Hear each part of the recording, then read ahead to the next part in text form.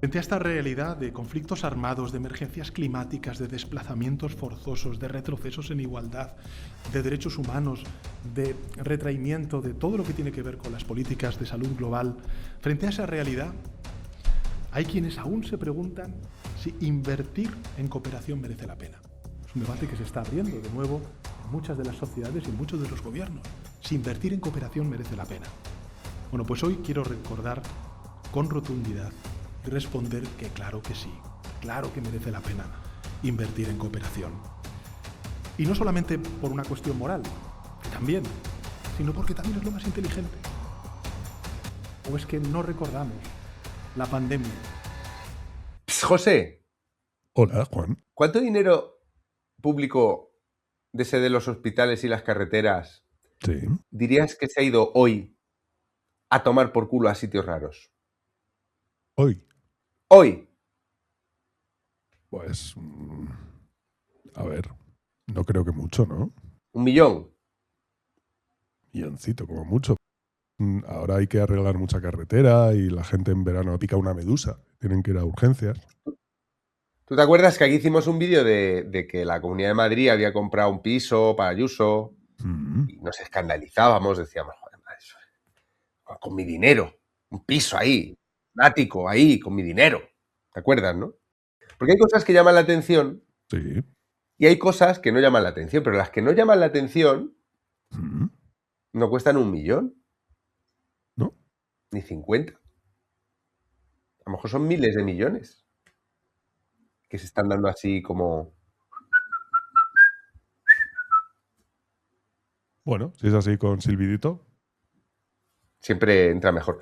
Bueno, hay un tipo que es fantástico, que es Pablo Cambronero, que se dedica... Está mal. Se dedica a publicar una información que ya es pública, pero que no está ahí no está en El País, a publicar cómo se va el dinero en cosas. Este Pablo Cambronero es el que pone eso de hagan zoom, pagan ustedes, que te pone mala leche, porque pagas tú y encima tienes que andar haciendo zoom y un montón de cosas que dices, jo, esto lo pago yo. Y cada semana. Pom, dinero. Bueno, pues vamos a invitar a Pablo Cambronero para que nos haga zoom. Le damos nuestro consentimiento para que nos haga zoom, así. Yo, vamos, totalmente. ¿Hay que firmar en algún sitio? Acepta los términos y condiciones de esta conversación y ya está. Acepto cookies. Pues contigo y con vosotros, Pablo Cambronero. Cuando comencé a utilizar la dinamita, yo también tenía fe en muchas cosas, en todas, pero he acabado creyendo solo en la dinamita. ¿Qué pasa? Muy buenas familia. ¿Cómo llevas el zoom? Aquí está el zumbao que os hace trabajar haciendo zoom y que mira el BOE compulsivamente. Así que encantado de estar con vosotros. El BOE es el BOE es el libro de los horrores, ¿no? El BOE es algo que está ahí, que es obligatorio, que todo el mundo debería mirar, pero que nadie mira, o muy poca gente, o colgados como yo, y que te da unas sorpresas cada día más gordas y sobre todo cada día más caras. Eso es así. ¿Cuánto nos cuesta más o menos a la semana los hospitales y las carreteras y los colegios? Y lo otro. Muy buena pregunta esa. Principio, presupuestos prorrogados. Vamos a ponerlo un poquito esto en un marquito. Los últimos presupuestos yo voté que no, por cierto, estaba en el Congreso por aquel entonces. Voté que no, presenté unas cuantas enmiendas y que todas se quedaron en el cajón del olvido. Y bueno, pues estábamos hablando de, en el entorno, vamos a redondear de los 200.000 millones de euros de gasto público de lo que son unos presupuestos generales del Estado anual. Estos presupuestos han sido prorrogados 3 veces ya, por lo tanto, se votaron en la anterior legislatura y siguen en esta. Va a acabar ya, por cierto. Y bueno, gasto corriente actual de cada cosa, difícil de sacar. Pero hay otros gastos que sí son fáciles de contabilizar y que, por ejemplo, mira, la pregunta esta que habéis hecho al empezar de cuánto nos gastamos en cosas raras, vamos a decir así, en el extranjero, por ejemplo, en cooperación internacional al desarrollo, estos son datos del propio gobierno, al día. Te lo voy a decir al día. Al día son 12,3 millones de euros lo que se nos va en cooperación. 365 días, en bisiesto un poco más. Entonces, este es el dinero que se va al extranjero, este es el dinero del que el único reporte que hay es la salida de ese dinero a través de la base de datos nacional de subvenciones de Hacienda. ¿Y qué nos reporta de beneficio? Buenísima pregunta.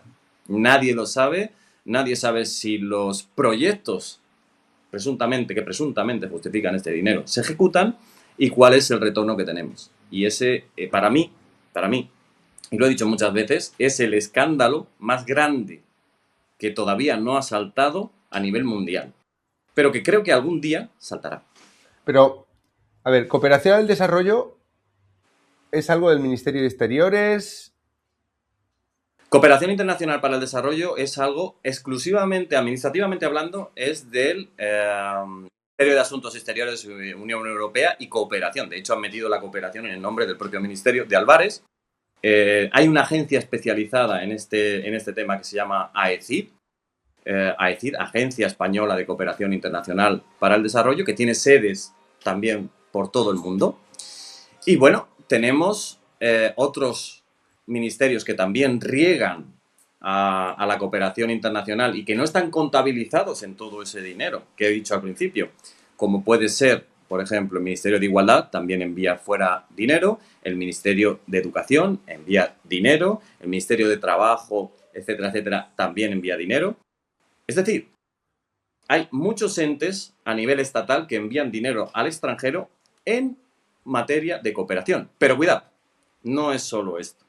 Tenemos comunidades autónomas que tienen sus propias agencias de cooperación internacional al desarrollo, ayuntamientos que tienen sus propias agencias de cooperación internacional para el desarrollo, incluso mancomunidades y otros entes como diputaciones provinciales que también envían dinero al extranjero, curiosamente copiando los mismos justificantes que el Estado realiza y muchas veces los mismos entes y destinos. Por lo tanto, mucho dinero. Esos 12 millones al día... Son más. Son más. Son más. Vale. 12 millones al día es que somos muy solidarios. O sea, otros países dan menos dinero.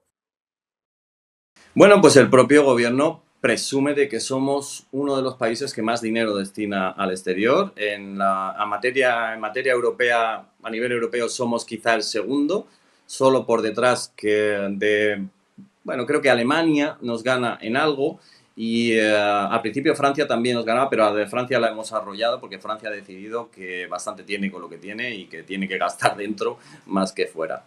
Entonces, como tenemos nuestra especial relación con Sudamérica, pues ese, vamos a decir, vínculo justifica que cantidades insidiosas de dinero viajen con aquel destino, presuntamente, y a proyectos en aquella zona. También nuestra vinculación con el Magreb hace que tengamos muchísimas cantidades de dinero que va fluyendo en materia de cooperación a entes, sobre todo Marruecos y Túnez. Y luego tenemos Oriente Medio, que también es un destino muy habitual de nuestro dinero de cooperación. Pero dices que solo controlamos la salida. O sea, correcto. Como mandamos dinero fuera, decimos que somos solidarios, ¿no? Pero si yo mando dinero a Liechtenstein, no soy solidario, exactamente. Claro, a ver, yo controlo lo mismo que controla el Tribunal de Cuentas y la AIREF. O sea, no es algo que yo me haya inventado ni que yo llegue a la conclusión porque sí.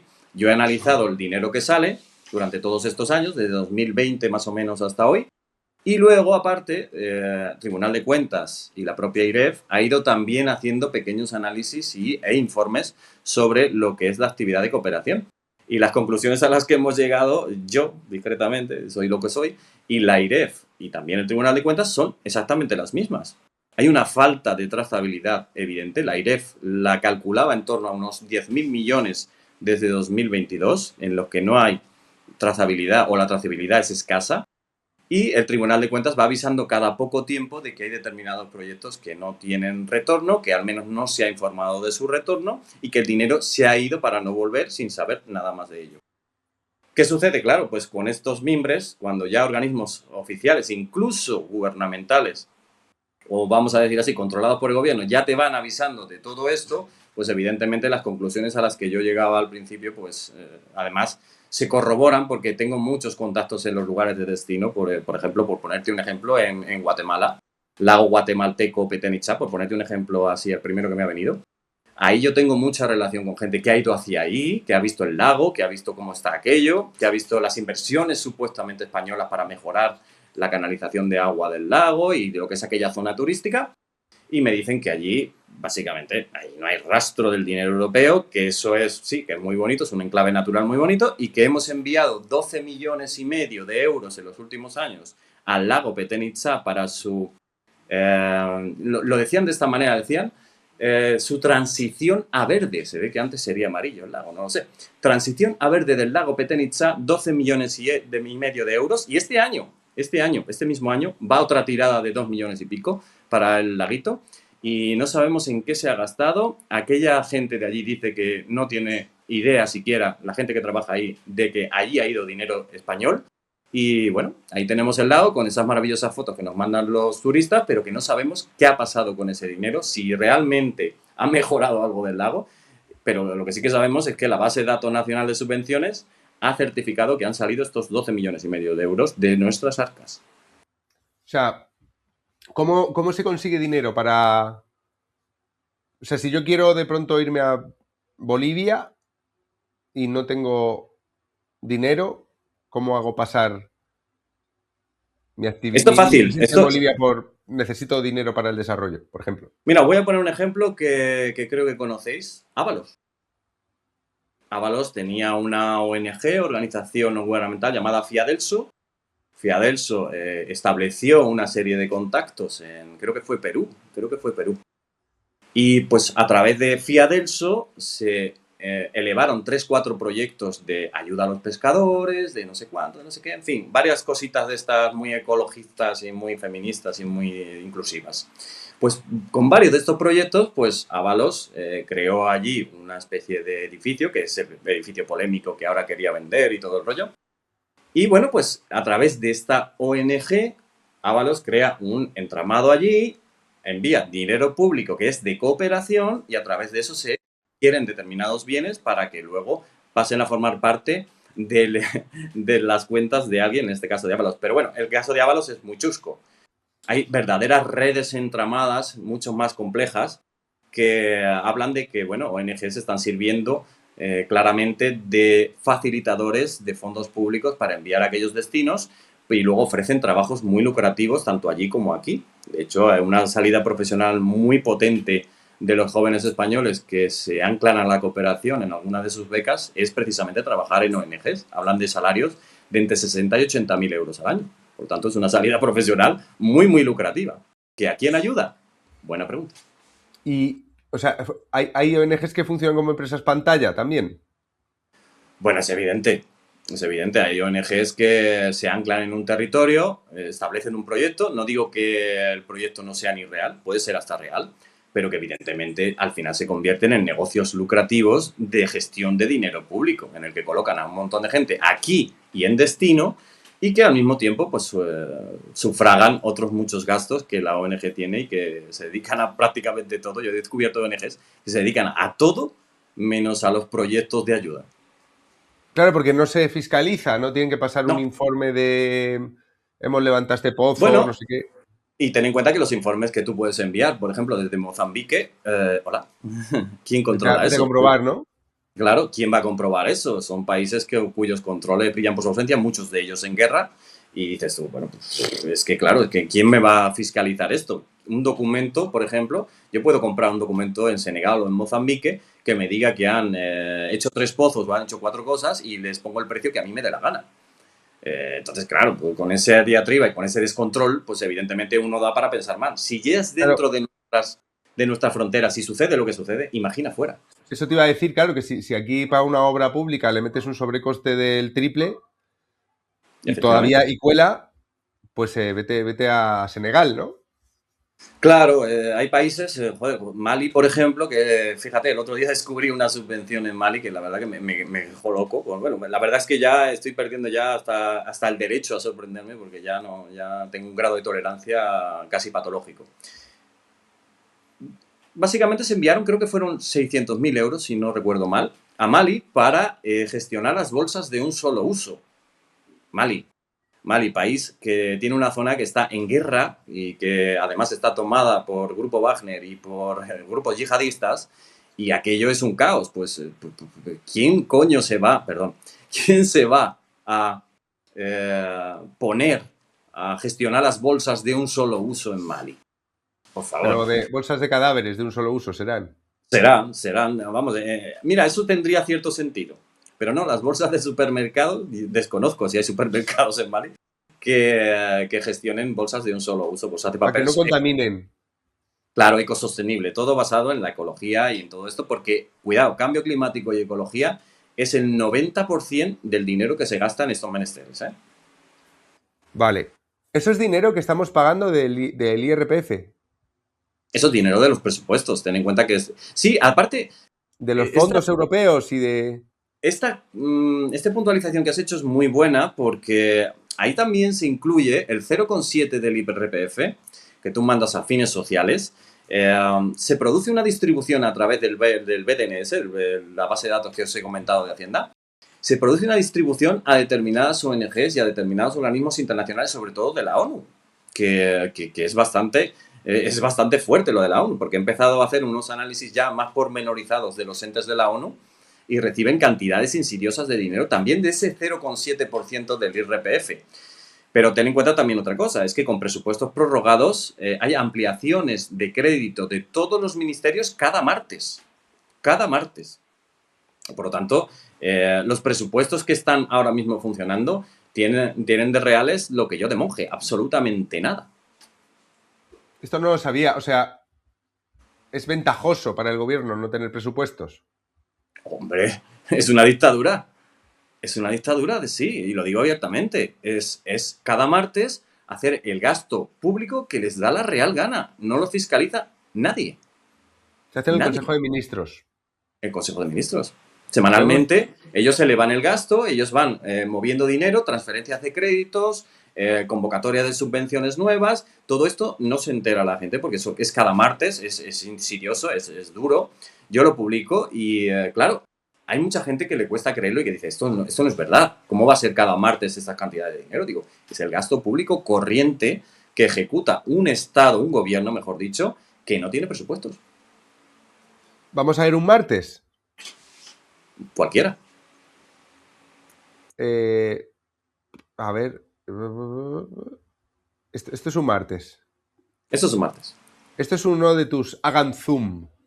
Este es uno de mis famosos hagan zoom. Vale, yo leo, por ejemplo, aquí en voz alta, ¿vale? Y tú me dices lo que es. Venga. Acuerdo por el que se autoriza una transferencia de crédito al Ministerio de Inclusión, Seguridad Social y Migraciones para financiar las gratificaciones por servicios extraordinarios para atender los trabajos fuera de la jornada como consecuencia del plan de choque para el proceso de regularización extraordinaria de personas extranjeras por el importe de 2.220.750 euros. ¿Esto qué es?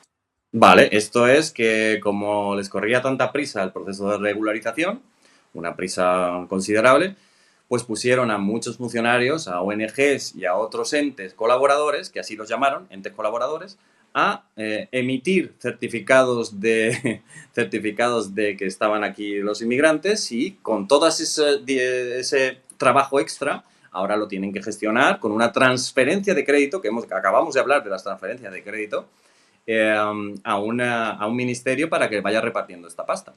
No es mucho dinero en este caso, pero cuidado, es que eso es esa semana. Claro, claro. Es que hay un montón más de cosas. Exacto. La semana siguiente, de este mismo concepto, hay más. A ver, el Consejo de Ministros ha aprobado la convocatoria de subvenciones destinadas a financiar programas experienciales de empleo y formación, TANDEM, dirigidos a personas jóvenes extranjeras cuya guarda y tutela sea o haya sido asumida por las administraciones públicas por importe máximo de 25 millones de euros y calderilla. Ujú. Esto es una pata más de lo que viene siendo la atención a los menores extranjeros no acompañados, MENA. Y esta atención implica gastos de manutención, implica gastos de ropa y consumibles diarios, gastos de formación y luego gastos de integración, que estos son ya los más top porque nadie sabe por qué existen ni para qué se utilizan, pero se utilizan. Entonces, eso de que vienen a producir, bueno, vamos a dejarlo ahí. De momento nos están costando una friolera de pasta y yo esto lo contabilicé en el año 2025, recuerdo, porque yo a final de año siempre hago una contabilización anual para que luego compararla también con la que hace el propio Estado de algunos ministerios. Y esto nos costó muchísima pasta. Creo recordar que en torno a cerca de los 1.200 millones de euros en todo lo que tiene que ver la gestión migratoria de esta gente, migratoria y social. 1.200 Entonces, millones en un año. En un año. Yo me pierdo. 1.200 millones. Eso no es nada, chiqui. Eso, me acuerdo de la ministra de Hacienda. En un estado, 1.200 millones, porque luego falta dinero para muchas cosas, ¿no? Claro. A ver, el problema es ese. Si tú estuvieras viendo, o si nosotros estuviéramos viendo que los servicios públicos están atendidos, que están de una forma más o menos solvente, que están bien, que las carreteras están transitables sin ningún problema, que los trenes van en hora, como han ido toda la vida, que parece que es que ahora es imposible algo que hace 3 años era posible. Entonces, si todos estos servicios públicos funcionarían perfectamente, si nuestra sanidad, nuestra educación fuera como un tiro, a mí esto, pues sí, me resulta llamativo, pero no lo censuro tanto. Ya. Porque digo, vale, es que estamos atendidos, es que nos sobra la pasta, pues oye, joder, vamos a atender a la gente. Pero Ya. ¿qué pasa? Que no es el caso, es que es justo al contrario. Claro. A ver, que estoy viendo aquí otro. Voy a hacer zoom. Cultura. Real decreto por el que se regula la concesión directa de subvenciones a diversas entidades para la promoción de las artes escénicas y musicales en el año 26. Real decreto por el que se regula la concesión directa de subvenciones a entidades relacionadas con el patrimonio cultural y las bellas artes en el año 26. Real decreto por el que se regula la concesión directa de subvenciones destinadas a actuaciones de interés público, social y cultural relacionadas con diversos ámbitos de la cultura en el año 26. Claro, dices, ¿esto qué es? De un año, ¿no? Esto es un martes. Y dice, en consecuencia, mediante este acuerdo, se nombran los siguientes vocales del patronato del Instituto Cervantes por un periodo de 6 años. En representación de las letras y la cultura españolas, Ana Belén, Soledad Morente, Dolores Jiménez Blanco. En representación de las letras y la cultura hispanoamericana, Yoconda Belli. Esto es un martes. Todo lo que yo acabo de leer. Esto es un martes. Martes Y ten en más. cuenta una cosa, que esto no es todo lo que contiene el Consejo de Ministros, es una parte muy pequeñita. Ten en cuenta que el Consejo de Ministros tiene una media de acuerdos, resoluciones o reales decretos de en torno a los entre 50 y 70, ¿vale? Pero Pablo, ahora estamos en una polémica por Zapatero, por el caso Plus Ultra, porque se financió con 53 millones de euros el rescate, y como esto pasó por el Consejo de Ministros, pues está, no sé, está judicializado el asunto, ¿no? Y es como, bueno, pero vamos a ver, aquí, ¿quién es responsable de esos? Pues si fuera un delito ese rescate, ¿quién es responsable? Y entonces el Consejo de Ministros, que es órgano colegiado, tal. Pero es que, claro, aquí cada martes, lo de los 53 millones de euros es una broma. Chocolate del loro. 53 millones de euros. Y ten en cuenta que, fíjate que menciones ese caso, me viene muy bien porque en las ayudas FASE, que fueron las que se produjeron con lo de Plus Ultra, la polémica que hubo con respecto a Plus Ultra fue solo una de ellas. Y era una de la cuantía bastante pequeña. Porque hubo muchas más que no se han llegado a judicializar, como Vivanta, por ejemplo, con más de 200 millones, clínicas dentales, que fueron rescatadas con más de 200 millones de euros. Otra serie de, por ejemplo, hoteles, que podía tener sentido, de la familia de Cuixart. Recordamos quién fue Cuixart. Cuixart fue uno de los instigadores del golpe independentista catalán. Pues su familia tiene hoteles, muy proletario todo, y esa gente pues recibió cantidades insidiosas de dinero de las ayudas FASE. Había un descontrol porque yo lo veía, yo estaba en el Congreso en ese momento y veía el absoluto descontrol del gasto público y del rescate. O sea, estaban rescatando a razón de la afinidad o de lo que querían conseguir a futuro con arreglo a esto. Y Plus Ultra solo es un ejemplo. Ya. Por eso te digo. Y esto sucede cada martes. ¿Qué pasa?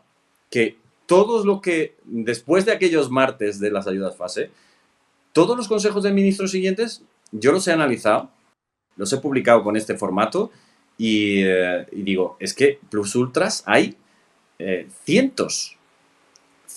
¿Por qué? Porque el gasto público no está controlado. No está controlado. Tenemos mecanismos que están anestesiados desde que este gobierno ha empezado a prorrogar presupuestos como si no hubiera un mañana. No hay responsabilidad, no existe. No hay control parlamentario de este gasto. Nadie habla, por ejemplo, en el Congreso, que yo lo sigo compulsivamente como friki que soy. Nadie habla del gasto público que se está ejecutando martes tras martes. No nos da tiempo. En las preguntas parlamentarias del miércoles por la mañana apenas hay gasto público. Hay escándalo, hay corrupción, hay chimichanga de todo este tipo, pero no hay análisis del gasto público. Entonces, es que cuando alguien pone la lupa sobre esto que la pones tú, Pablo, se viraliza. O sea, hay tanto para generar escándalo y pavor. Me acuerdo que hace un par de veranos se empezó a viralizar un concejal, un diputado asturiano que era de Vox, se llama Javier Jové, un tío que habla muy bien, así con gafitas y tal. Sí. Y que lo que hacía era en la cámara decir, mira, dinero, esto, ¿por qué estamos dando este dinero a no sé qué? Sí. Simplemente estaba haciendo lo mismo que tú, diciendo, oye, ¿esto qué cojones es? Y era súper viral, claro, porque... Y yo pensaba, esto es un pavo que se ha tomado la molestia de levantar de la pila de papeles 3 o 4 y en Asturias. Pero claro, esto está pasando en ayuntamientos, en diputaciones, Hay varios vídeos virales ya de ayuntamientos incluso. Este diputado autonómico, la verdad que lo clavó con solo una partida. Solo hablaba de una partida, creo que era de 6-7 millones de euros, creo que hablaba. Sí, una cosa así. Claro, y hablaba de gastos. Sí, porque decía que para dar unas subvenciones se gastaba más dinero en organizar y en pagar a la gente que tenía que dar las subvenciones que las propias subvenciones. Exacto. O sea, había es que existe un mecanismo que ya existe, que es un montón de personas que se dedican a gestionar el dinero para que llegue a alguien.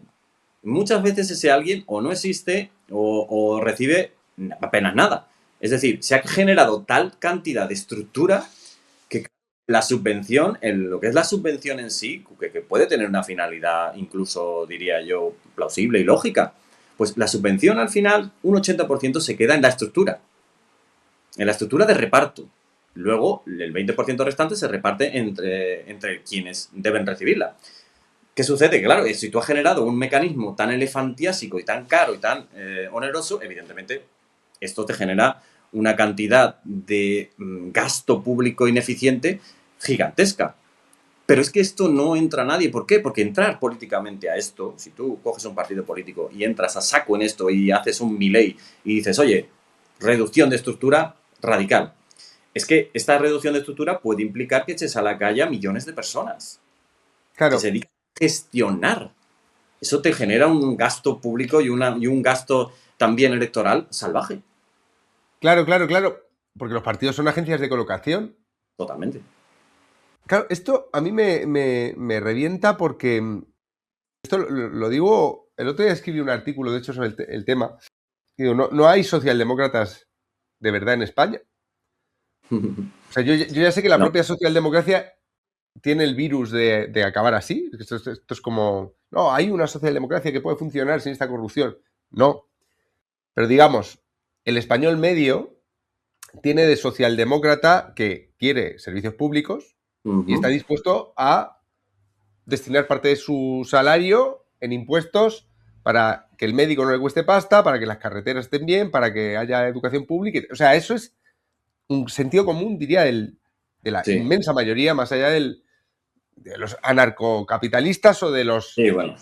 Pero la inmensa mayoría de la gente tiene asumido eso. Está bien pagar impuestos para tener... Entonces esto se utiliza como chantaje, ¿no? Pero a mí me flipa que no haya un puto socialdemócrata en España en el sentido de decir, si eres socialdemócrata, quieres ahorcar al que desperdicie un euro.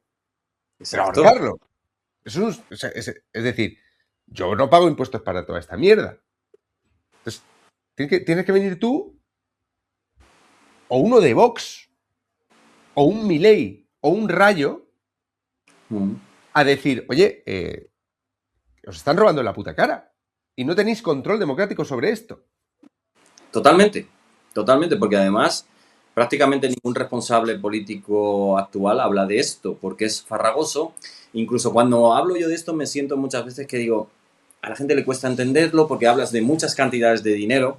Necesitas ejemplos concretos, como muy llamativos, para que la gente enganche con esto y vea que al final el gasto público, lo que es el gasto público en sí, es gigantesco, es ineficiente y genera una opinión de lo que es el gasto público, porque, claro, aquí siempre ha venido todo hecho, mejor o peor, ha estado hecho, sanidad pública, educación pública, y no ha tenido la gente la conciencia del gasto que generaba todo eso y del gasto que podía generar si no se gestionaba bien. Entonces, que la mayoría social comprende que se puede hacer mejor, eso está claro. Pero a la mayoría social no le falta la cervecita, las vacaciones y el mundial. Si no hay escasez, la mayoría social no va a reaccionar. A pesar de que está viendo con sus propios ojos que esto se puede hacer infinitamente mejor. También hay que mencionar que hay muchísima gente también viviendo de todo este sistema que, bueno, que el Estado y el gobierno ya ha decidido que es un lastre que tiene que acompañarle hasta el final, puesto que, evidentemente, como tú bien dices, si no hay un Vox, un Milei o un alguien que realmente haga el recorte necesario, aunque solo sea para una semana y les echen a gorrazos de ahí, pues si no existe, pues evidentemente estamos igual. No tenemos una representación de que diga, oye, me voy a inmolar por los españoles, señores. Vótenme, voy a hacer una reducción, voy a ejecutar un gasto público pulcro, voy a tener mecanismos de control salvajes y reinstaurar, importante, el delito de malversación que nos quitaron cuando yo estaba en la Cámara, que yo puse el grito en el cielo y era el único, maldita sea. Y entonces, cuando tú estableces mecanismos de control serios, castigos proporcionados, pero duros, a cualquier gestión ineficiente, incluso gestión ineficiente, te estoy hablando, no te estoy hablando de gestión de malversación, estoy hablando de gestión ineficiente. Claro, sí. Joder, responsabilidad política. La responsabilidad política hay que ponerla por escrito, si no, no existe. Claro. Si ese sistema funcionara, si ese sistema se instaurara, España sería un puñetero vergel. Llevamos muchos siglos intentando hundir España y no se hunde. Por lo tanto, estando como estamos ahora mismo, con este gasto ineficiente de más del 50% de lo presupuestado, España sigue tirando. ¿Por qué dices que el gasto ineficiente es más del 50% de lo presupuestado? El descontrol. No hay que ver ministerio por ministerio.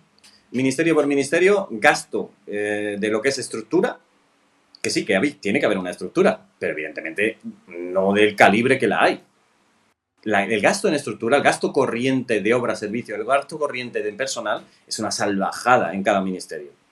Yo que he analizado los presupuestos que están ahora en vigor, los analicé prácticamente enteros, estaba solo en ese momento y lo hice solo y la verdad que fue duro, pero fue una pasada porque pude ver cómo funcionan esos mecanismos y qué es lo que se aprueba para luego no ejecutar. También es verdad, porque luego los presupuestos son también un brindis al sol. Pues cuando pude analizar lo que era el gasto de cada uno de los ministerios, dije, joder, ¿en serio? ¿Todo esto sobra? No digo que sobre todo el personal, por supuesto que no. Digo que todo esto sobra de gasto por ejemplo, un ministerio no puede tener 56 sedes. No puede tenerlas. O sea, necesitamos una sola sede. Una sola sede. ¿Qué ministerio tiene 56 sedes? Bueno, ministerios, date una vuelta por cualquier ciudad de España. Casi todos. Casi todos. O sea, cada ministerio tiene sedes en capitales de provincia. Sí. Igual que hay delegaciones del gobierno en todas las provincias, hay también delegaciones de determinados ministerios y hay delegaciones del gobierno de las propias comunidades autónomas, hay delegaciones del gobierno de incluso las diputaciones provinciales. Es que si tú analizas toda la estructura dices, pero qué demonios, es que hay duplicidades, triplicidades por un tubo. Si tú todas esas duplicidades, triplicidades de gestión, que luego al final lo que se convierte todo es en un caos de gestión que no se ponen de acuerdo. Si tú todo eso lo juntas y dices, vamos a hacerlo bien, y haces una maquinaria perfecta, es que el gasto público se reduce, ya te digo, cerca del 50% de lo que es lo presupuestado para gasto corriente. Luego ya aplica subvenciones, coge la cooperación internacional, analízala, todo aquello que no reporte un beneficio directo fuera, hace un gasto coherente. Si alguien quiere una subvención, tiene que garantizar un resultado. Ya. Fíjate qué cosa más sencilla.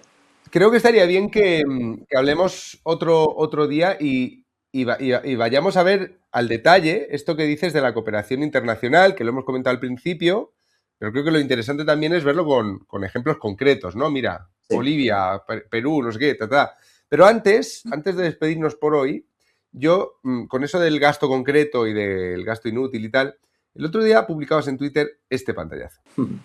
Esto es un martes más, ¿no? De lo que dices, un martes más. Esto es un martes y está cogido de una cosa muy grande con muchas más cosas como esta, pero es detalle de un martes. Migajas de un martes, ¿no? Podría ser esto. Sí. Es uno de los acuerdos, ten en cuenta, fíjate que viene con el formato de acuerdo, que ejecuta el Consejo de Ministros. Este concreto, además, viene después de hace 3 semanas que sucedió que le perdonamos los impuestos a la Corporación Radio Televisión Española. 800... me vendría a mí eso, joder. Joder, y a mí. 800 y pico millones de euros, ¿eh? Le ahorramos a la corporación porque si no era inviable. Hablaba así, en el acuerdo ponía que además que si no se le perdonaba esa gestión, esa carga fiscal, RTV desaparecía. O sea, RTV deja de pagar impuestos este año. Exacto. Perdonado por el Consejo de Ministros. Porque si no cierra... Eso hace 3 semanas, ¿eh? Y aparte, de PES, cada martes siguiente ha ido pasando un determinado dinerito para las sedes de RTV, ¿eh?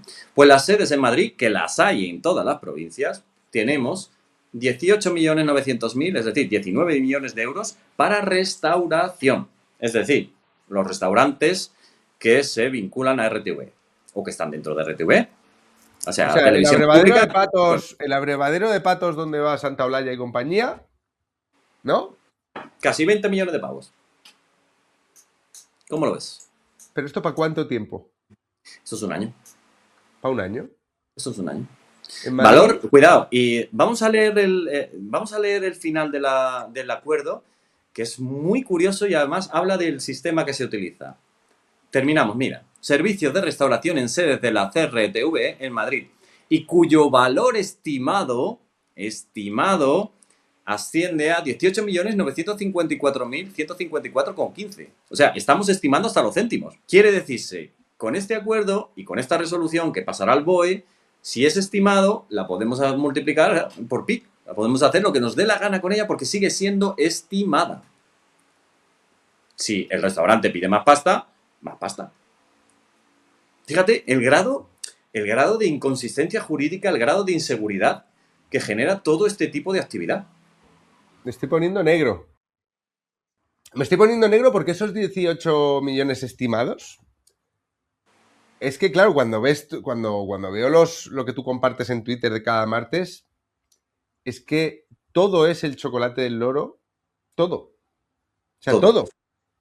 No te puedes escandalizar por los 18 que hay ahí para los restaurantes de Madrid de Radio Televisión Española, porque a continuación tienes 130 millones para no sé qué movida y 2 millones para una que ya te parece poco, pero lees para qué es si es la gilipollez más grande que te puedas imaginar.